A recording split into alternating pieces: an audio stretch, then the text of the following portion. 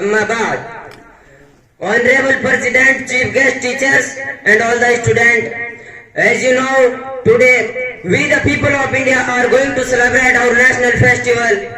Many flags and tricolors are unfurled in the sky today all over the globe. Many sweets are being distributed and so many cultural programs are held in several school, college and educational institutes in the country. But do you know the meaning of bravery?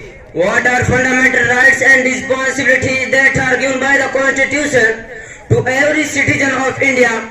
Many of us obviously don't know. Indian Constitution is world's largest written legal document. It has 395 articles. It gives us many rights to live and roam freely and peacefully. We can use every single facility given to its citizen. Indian Republic is proudly biggest bounty for its people. We elect our leaders for every 5 years.